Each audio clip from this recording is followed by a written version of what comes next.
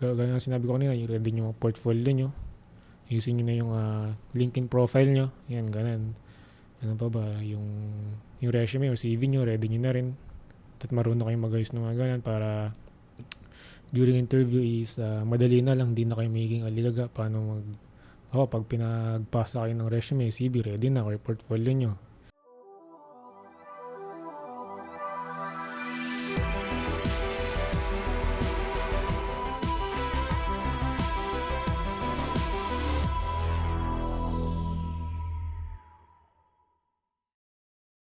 Hello everyone, this is Kaka Computer and my name is Jairo Kapwa and I'm here with... Hello guys, I'm Mark Andre Del Rosario. I'm Angel. I'm Aya. And this is Kaka-Computer Podcast. Yay! Yay! Sponsored by Agora. Okay, Yes. So anong pag-uusapan natin ngayon? Actually, very impromptu neto. So, I'm a 4th year computer science student from Kabsu Main. So, ako muna yung magkatanong sa nag-iisang from the industry sa ating apat, si Kuya.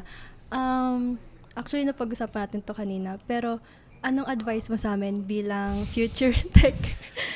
Fresh grad pa lang ako eh. Hindi pa sa akin nagsisingin na graduate na kaya tanong mo advice.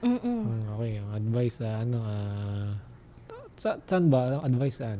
More on what? Sa industry, kung anong bang Industry? pipiliin namin, kung mas okay ba sa corporate and mas okay ba sa freelance or saan mas masaya, ganun. Walang masaya. Masaya lang pag may sahod. So yun, freelance and corporate. Siguro, may pros and cons naman parehas. Siguro, pag freelance, syempre, hawak mo oras mo, ganito, ganan. Tapos, ikaw magde-decide kung kailan ka magtatrabaho, ganito, ganan. And, yung job security, yun, hindi ko rin siya re-recommend. Siguro, depende rin sa tao.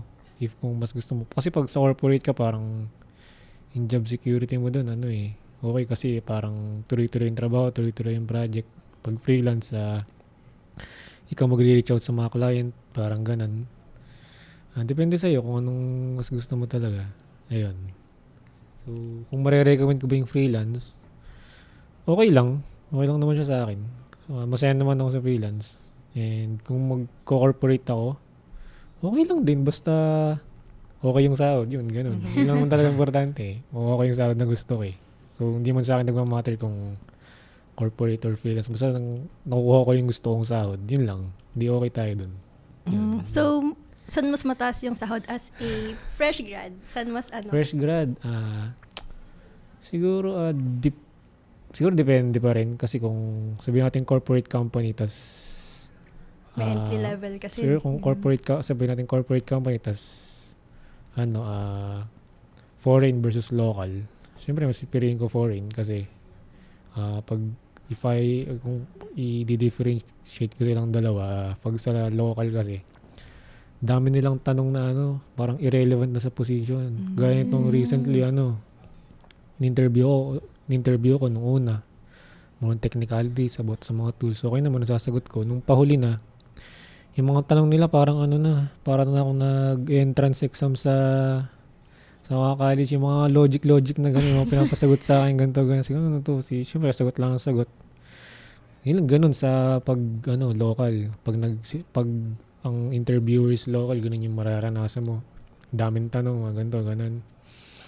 And pag foreign naman, mostly parang, wala nga silang pakialam kung saan ka galing, kung ano ka eh. Basta, importante pag, kung kaya mo ba to, marunong ko ba ng mga tools na ganito na ginagamit namin, and yung portfolio mo, yung bang mga ginawa mo dati. For example, ako pag nag-apply na ako, dahil freelance ako, pag may nag-reach out sa employer, mostly sinasubmit ko na lang, portfolio ko na lang. So, nila titingnan yung mga ginagamit kong tools, for example, yung mga past projects ko. And yun, pag nagustuhan nila, okay naman yung mga, or naka-align naman yung mga past works ko sa position na inaano nila is, okay, invite nila ako sa interviews. Doon kami actually, pag interview, parang almost kwentuhan na lang nangyayari pag foreign. Kasi bawa, kukwento mo paano mong ginawa mo paggamit yung gantong tools, ganun. Paano mo sinolve yung problem na ganito, ganun. Yun lang. Pag sa local naman, Masyadong maraming chachaboretse. parang ganun. Pag foreign, parang straight to the point na ganito, ganun. Yun lang naman. Yan.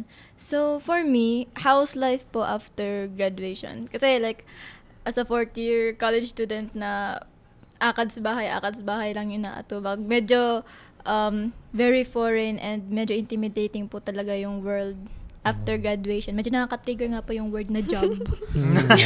Triggering word yung word na job. Yan, danas ko rin yan. Siyempre, Nakakatakot. Ganon. So like, yun, pag fresh grad, siyempre, mga tanong agad sa'yo. Boss, siyempre, fresh grad na, ganito, ganan. Tanong agad sa'yo ng mga relatives mo, kailangan magtatrabaho, kailangan ganan, kailangan magtatrabaho, ganan, kailangan mo balang trabaho. Siyempre, nakakarindi na minsan no? So, yes. ayun, kayo bahala kung kailan nyo gusto magtrabaho. Ano naman yun siguro depende rin sa inyo yan kung kailan nyo gusto. Kung gusto nyo magpahinga muna kayo, okay lang din naman. Pero, mas maganda siguro, ang tips ko sa inyo is, ayun lang, kung magpapahinga kayo, siguro parang maging ready din kayo nga. Ayun, gaya ng sinabi ko kanina, yung ready nyo yung portfolio nyo. Using nyo na yung LinkedIn profile nyo. Yan, ganun. Ano pa ba? Yung resume or CV nyo, ready nyo na rin. At marunong kayong mag-ayos ng mga ganun para during interview is madali na lang, di na kayo magiging aligaga. Paano pag pinagpasa kayo ng resume, CV, ready na, or portfolio nyo. Otherwise, gusto nyo maging web developer, ready nyo yung portfolio nyo, yung anong text na kayo sanay, ganun. Dapat updated nga ganun. And research din kayo, halimbawa, since ngayon na may AI na, huwag kayong matakot na ilagay sa portfolio na gumagamit kayo ng AI kasi nga, mas gusto na ng mga company ngayon na ganun kasi nga mas pag alam nilang marunong kayong gumamit ng ganun, ibig sabihin, marunong kayong mag-adapt sa mga new technologies. Yun, ganun. Ano po yung like parang expectations ng industry sa mga fresh grads ngayon? Like mga skills na dapat meron yung fresh grads. Ganun, hinahanap ng mga companies ngayon. Actually, depende rin. Actually, depende rin. Yung ganun nga, kaya sinabi ko sa if foreign or local yung kayo magtatrabaho. Pag ito kasi pansin ko dito sa local,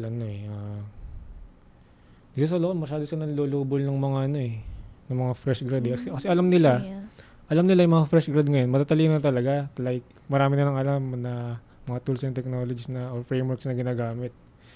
So, ayun, dahil ang tinitingnan, fresh grad naman, ganito, ganon. Nilolobol ka nila, pero pag try mo naman sa ibang company, like, kumbawa, yun nga, foreign company, wala silang pakialam kung fresh grad ka, basta nakikita nilang kaya mo to, kaya mo yan.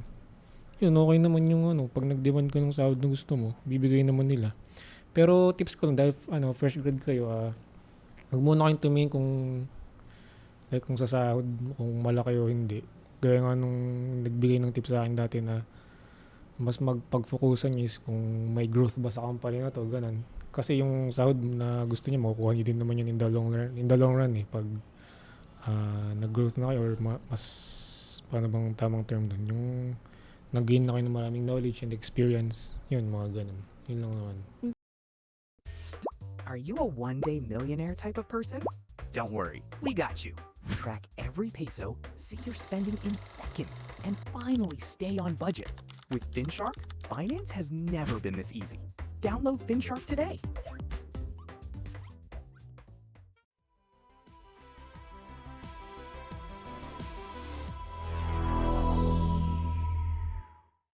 Paano nyo po malalaman na nilolobol na kayo ng mga companies?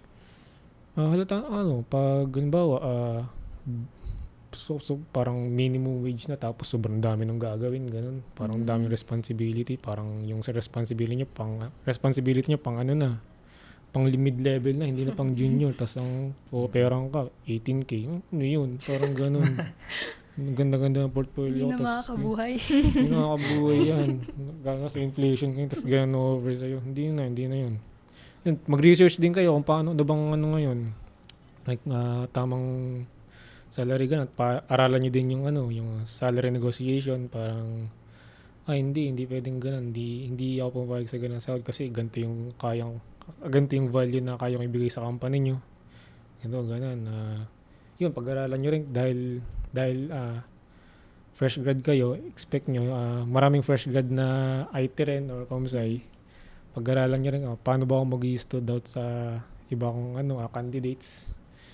So yun, let's say, sabihin natin, magna cum laude kayo. Marami rin magna cum laude din gagraduate. Maraming summa cum laude rin gagraduate. Anong pinagkaiba nyo? Anong kinaiba nyo sa kanila? Pwede nyo sabihin na yung portfolio ko, marami akong experience sa paggawa ng ganito. Kaya kong mag-execute ng ganito. Yan, ganun. Yun, ganun.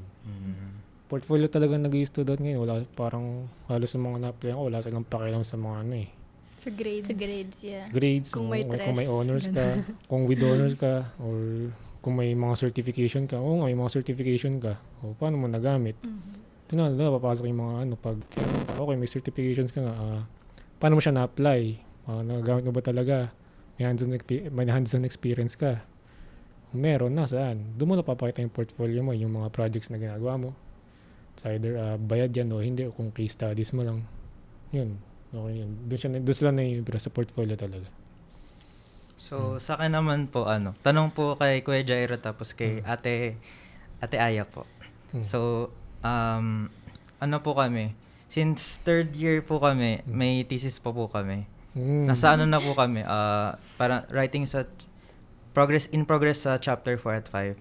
Ano po yung parang maipapayo nyo or personal experience na mai-share nyo pong dalawa sa pag-handle ng thesis, tas mga iba pang subject and baka may personal din parang projects and whatsoever. Nung time ko kasi parang nagbo-boom pa lang yung AI noon parang yun ini-utilize namin ni AI nun talaga. Yun talaga ginamit namin noon. So isa pa sa tips na naging ko rin from my other seniors noon na pag during defense, huwag kayo masyadong overshare sa panelist nyo kasi parang doon kayo nahanapan ng butas Tapos kung ano lang yung tanong, di sagutin nyo lang. Huwag kayong masyadong parang sobrang confident ganun kasi parang minsan yung mga panelists niya parang pag nalam nilang parang overconfident kayo, parang nag-iinit yung mga mata niya sila Pahirapan ko ito lalo. Ganun. Yun naman, di-utilize namin yung AI noong time na yun kasi parang nagsisimula pa rin ng AI noon. Ayun, pumayag din naman yung prof namin noon. Okay kasi gamitin yung AI, yan ganun.